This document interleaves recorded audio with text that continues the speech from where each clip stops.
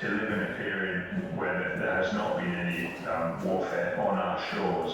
I know there have been conflicts that we've been involved in elsewhere, so it wasn't something that was spoken about much by my parents, and it's only later on, talking to my father more recently, that I realised the impact it had on him.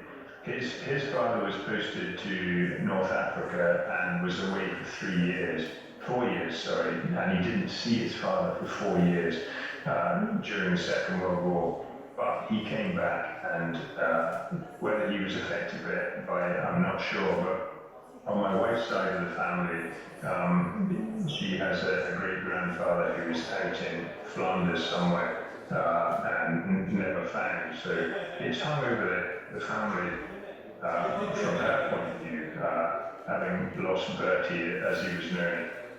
Yes, I'm very lucky. I consider myself very lucky. I have not been hugely affected by war, but there are people in the family who have been.